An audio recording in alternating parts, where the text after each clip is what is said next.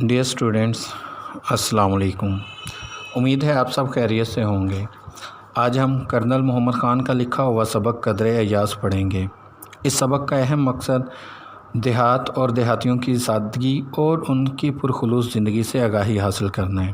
نیز طلباء کو یہ باور کرانا ہے کہ انسان کی قدر و قیمت اس کے خلوص اور محنت اور اصلیت پر منحصر ہوتی ہے۔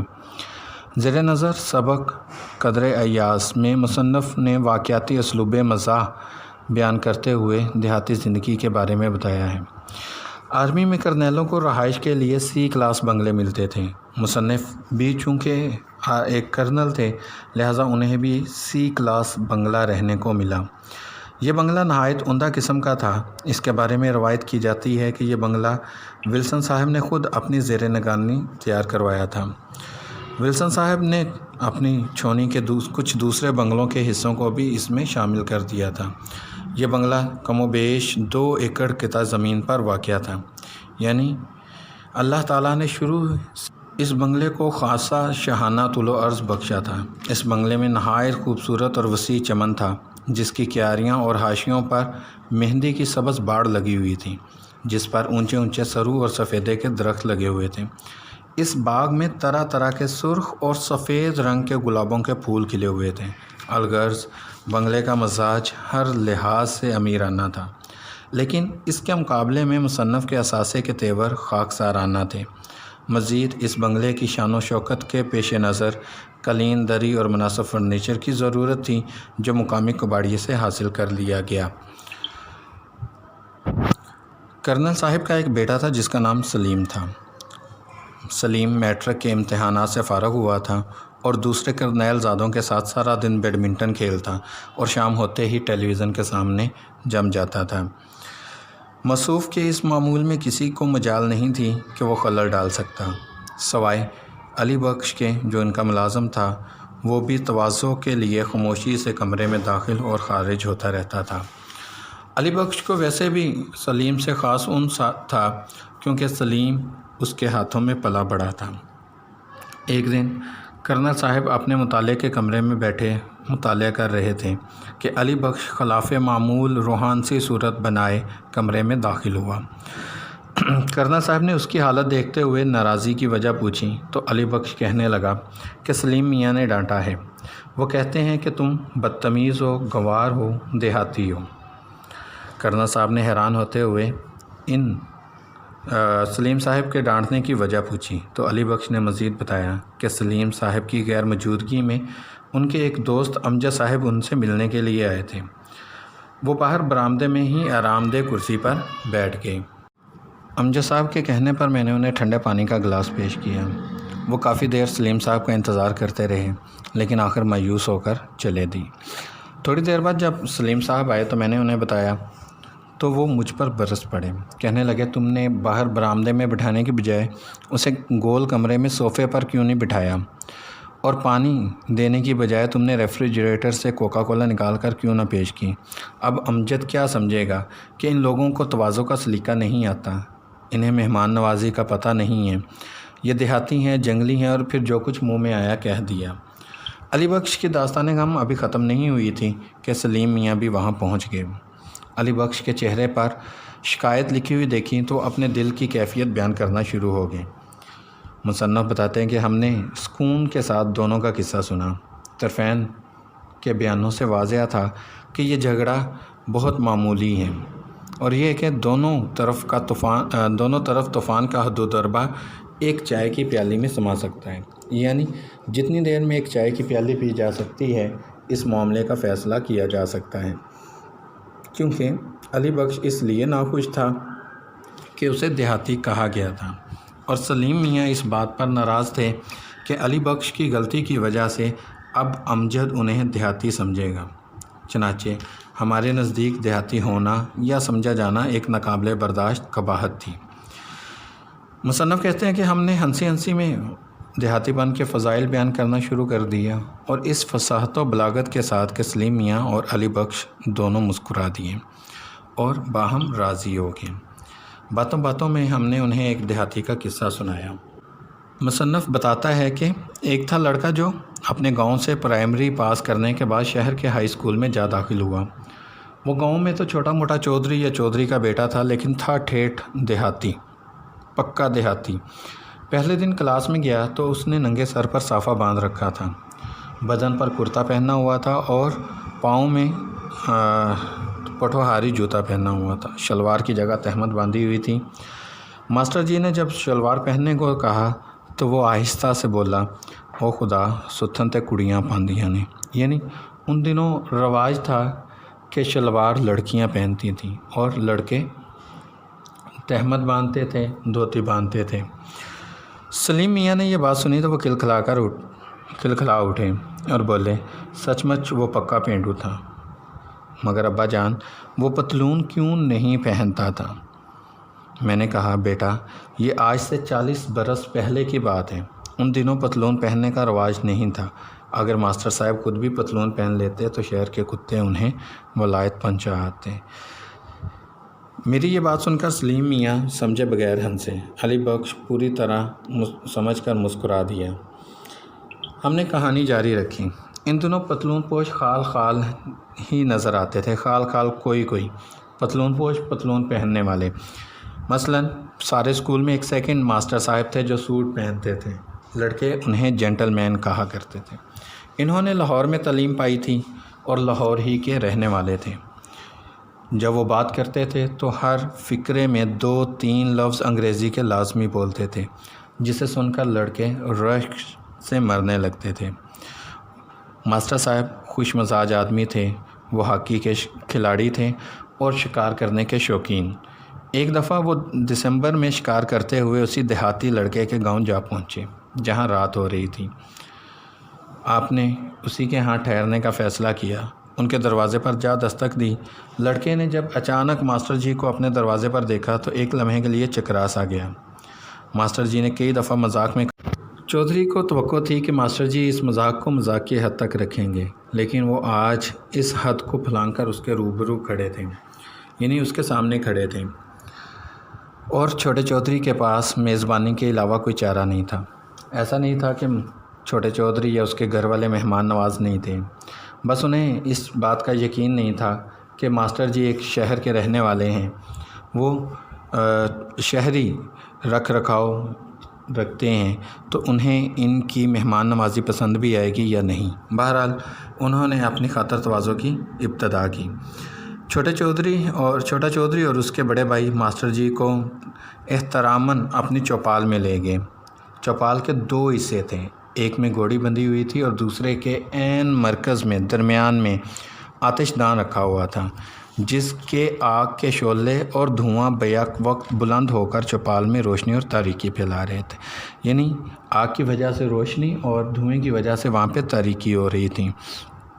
اس آتش دان کے ارد گرد خشک گھاس کا نرم اور گرم فرش تھا۔ اس فرش کو لوگ مقامی زبان میں ستھر کہتے تھے۔ اس جگہ 20-22 آدمی بیٹھے ہوئے حقہ پی رہے تھے۔ ماسٹر جی جب اس حصے میں داخل ہوئے تو سبھی احتراماً کھڑے ہو گئے اور سب نے ماسٹر جی کو خوش آمدید کہا۔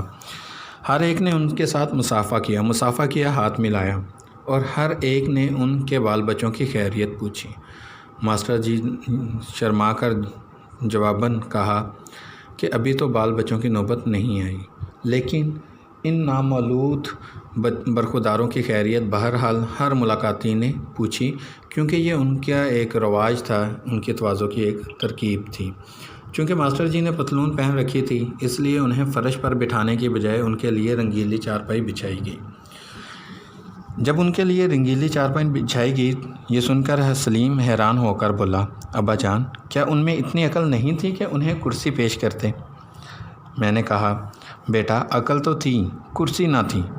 سلیم نے فیصلہ کن انداز میں کہا کہ اگر وہ ان کے گھر میں کرسی نہیں تھی تو پھر وہ چودھری کس بات کے تھے؟ میں نے کہا، ایک تو چودھری ذرا چھوٹی قسم کے تھے اور دوسرے گاؤں میں چودھری پن کی نمائش کرسیوں سے نہیں کی جاتی۔ دراصل سلیم دیہاتیوں کی کوئی غلطی، کوئی کمزوری پکڑنے پر تلا ہوا تھا جس سے وہ ظاہر کر سکے کہ دیہاتی کمتر ہوتے ہیں یا انہیں مہمان نوازی کا سلیقہ نہیں آتا۔ مگر کوئی گول کمرے میں گھوڑی بھی باندھتا ہے؟ سلیم نے اعتراض کیا۔ مصنف نے بتایا کہ اگر گھوڑی کے لیے کوئی علیحدہ مستطیل کمرہ نہ ہو تو وہ بھی گول کمرے میں ہی رہتی ہے۔ علاوہ ازیں گاؤں کے کمرے اتنے گول بھی نہیں ہوتے۔ سلیم اس طنز کو پا گیا۔ اسے محسوس ہوا کہ کرنل صاحب نے اس کے سوال کا جواب طنزاً دیا ہے، تو وہ بولا کہ گول کمرہ تو ویسے ہی نام پڑ گیا ہے، ہمارا گول کمرہ بھی تو چوکور ہے، مگر بات یہ ہے کہ ڈرائنگ روم میں گھوڑے گدھے کا کیا کام؟ میں نے ہنس کر کہا، بیٹا دیہاتی اتنے مہذب نہیں ہوتے کہ ڈرائنگ روم میں کتے لے آئیں، وہ گھوڑوں ہی سے گزارا کر لیتے ہیں۔ دراصل یہاں بھی کرنل صاحب نے سلیم کا جواب طنزاً ہی دیا تھا، کیونکہ شہروں میں یہ رواج تھا کہ وہ گھروں میں کتے رکھتے تھے، اور بولا پھر کیا ہوا؟ پھر گاؤں کا نائی ماسٹر جی کے پاؤں دابنے لگا۔ ایک نوکر کو فوراً دوڑایا گیا کہ وہ ان کے لیے تازہ مکئی کے بھٹے بنوا کر لائے۔ سلیم جٹ بول اٹھا، ابا جان مکئی کے بھٹے تو پکنک پر کھائے جاتے ہیں، گھر میں تو چائے پلائی جاتی ہے۔ وہ لوگ اتنی بات بھی نہ جانتے تھے۔ ہم نے پیچھے جتنا بھی سبق پڑھا ہے، ہم نے یہ دیکھا ہے کہ سلیم ہر معاملے میں، ہر بات میں دیہاتیوں کی کوئی کمزوری پکڑنے پر تلا ہوا ہے۔ یہاں پر بھی اس نے یہی ایک طرز اپنایا۔ تو مصنف نے کہا، میں نے کہا کہ یہ گھر میں پکنک منا لینے کی غلطی دیہاتیوں سے اکثر ہو جاتی ہے ماسٹر جی۔ بہرحال ماسٹر جی نے خود ان کی اصلاح کر دی اور بھٹے کا نام سن کر کہنے لگے، یہ تکلیف نہ کریں، ہو سکے تو ایک پیالی چائے پلا دیں، ذرا سردی بھی ہے۔ سلیم نے فوراً حمایت کرتے ہوئے کہا کہ بات بھی ٹھیک ہے، وقت جو چائے کا تھا۔ میں نے کہا بات تو ٹھیک ہے، بشرطیکہ ان کے گھر میں چائے بھی ہوتی۔ اس مقام پر سلیم میاں تیزی سے سوال کرنے لگے اور ان کی کہانی ایک مکالمے کی شکل اختیار کر گئی۔ چنانچہ وہ فوراً بولے، تو کیا ان کے گھر میں چائے ختم ہو گئی تھی؟ نہیں بیٹا، کبھی شروع ہی نہیں ہوئی تھی، ان دنوں چائے ابھی دیہات میں پہنچی نہیں تھی۔ تو سلیم نے کہا، تو کیا انہوں نے مہمان سے صاف کہہ دیا کہ ہمارے پاس چائے نہیں ہے؟ کتنی شرم کی بات ہے۔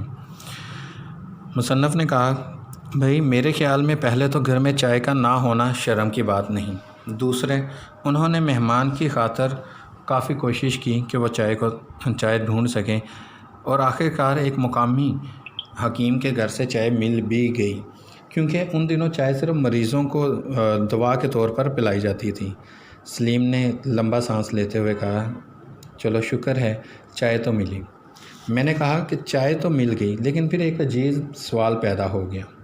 سلیم نے پھر طنزاً کہا، یہی نہ کہ چائے کے ساتھ کھانے کو کیا دیا جائے، وہاں تو لے دے کے مکئی کے بھٹے ہی تھے۔ مصنف نے کہا، نہیں بیٹے یہ بات نہیں تھی، سوال ذرا بنیادی نوعیت کا تھا، اور وہ یہ تھا کہ چائے بنائی کیسے جائے۔ دراصل دیہاتیوں کو ان دنوں چائے بنانی نہیں آتی تھی، جیسا کہ ہم نے پیچھے پڑھا کہ دیہات میں ابھی چائے پہنچی ہی نہیں تھی، تو پھر بنانی کیسے آنی تھی۔ یہ سن کر سلیم نیم وحشت کے عالم میں میرا منہ تکنے لگا۔ کیا وہ اتنے ہی اناڑی تھے کہ انہیں چائے بھی بنانی نہ آتی تھی؟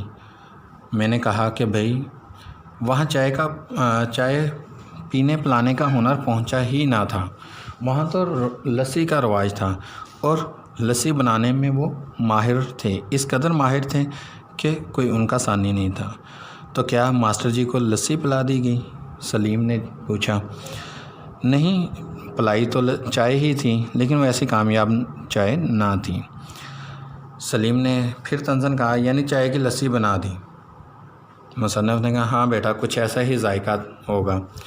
اس لیے چھوٹے چودھری نے ایک گھونٹ پیا، ٹھنڈی لگی اور پیالی نیچے رکھ دی۔ سلیم نے کہا، تو چودھری شرم سے غرق ہو گیا ہوگا۔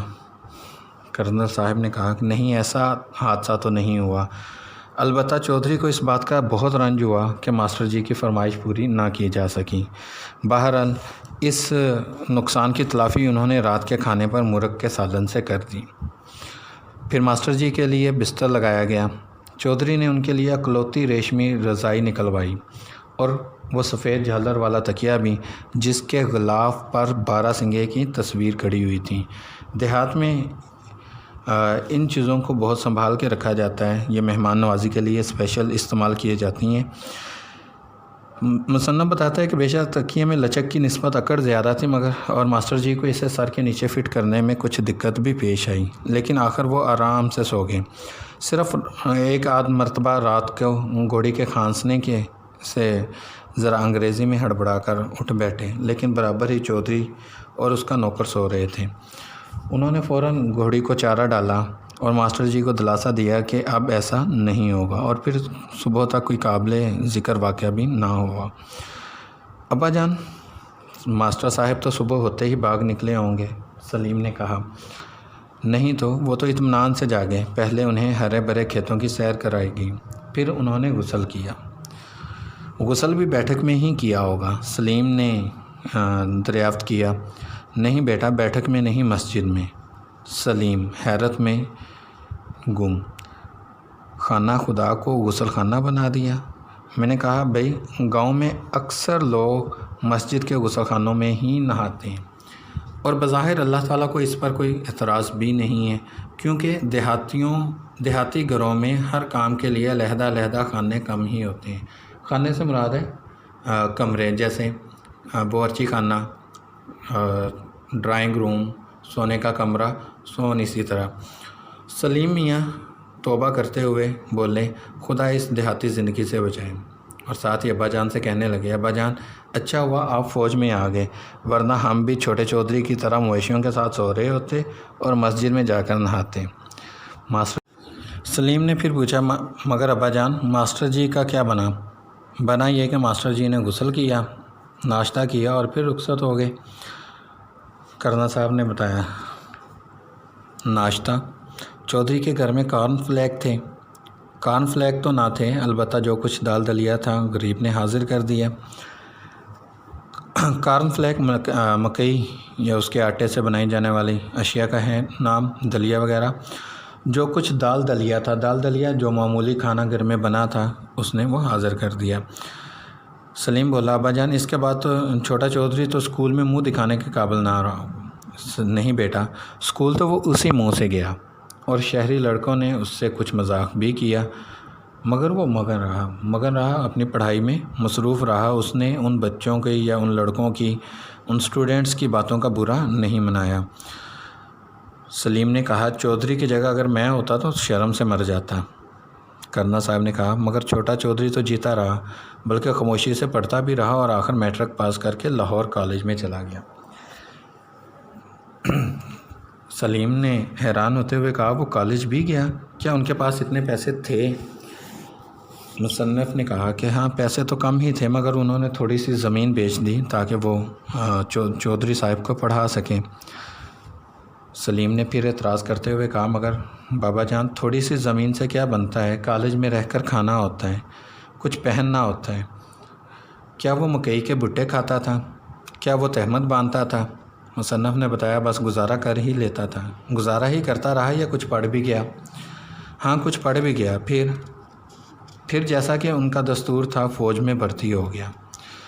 سلیم نے حیران ہوتے ہوئے کہا، تو پھر آپ اسے جانتے ہوں گے؟ کیا وہ آپ کے ماتحت کام کرتا ہے؟ ماتحت زیر سایہ، زیر اثر؟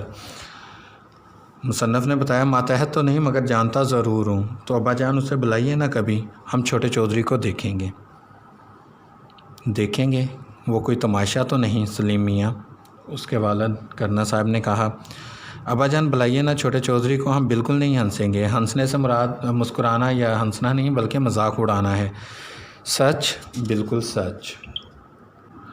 یہ کہنے کے بعد مصنف نے کہا، تو پھر آؤ ملو چھوٹے چودھری سے۔ یہ کہہ کر انہوں نے اپنے بازو پھیلا دیے۔ سلیم ایک لمحے کے لیے حیرت میں گم کھڑا رہا، اور پھر یہ کہہ کر مجھ سے لپٹ گیا، ابا جان آپ؟ یعنی وہ دیہاتی لڑکا کوئی اور نہیں، سلیم کا والد کرنل صاحب ہی تھے۔ سلیم اور علی بخش دونوں کی آنکھیں نم تھیں، یعنی اس کہانی کے بعد جب وہ نتیجے پر پہنچے تو انہیں اپنے کیے پر، اپنی سوچ پر شرمندگی ہوئی، اور ان کی آنکھیں پرنم ہو گئیں۔ دونوں کی آنکھوں میں دیہاتی کے لیے نفرت، حقارت یا کمتری کا احساس کی بجائے ایک محبت کی چمک تھی۔ ایاز اپنے اصلی لباس میں بھی ایسا معیوب نظر نہیں آتا تھا۔ ڈیئر اسٹوڈنٹس، یہ سبق جو ہمارا آج لاسٹ سبق تھا حصہ نثر کا، وہ بھی مکمل ہو گیا۔ اس کے علاوہ ایک سبق جو ہم نے چھوڑا ہے وہ انشاءاللہ نیکسٹ لیکچر میں اس کو کریں گے۔ اس سبق کی آپ کو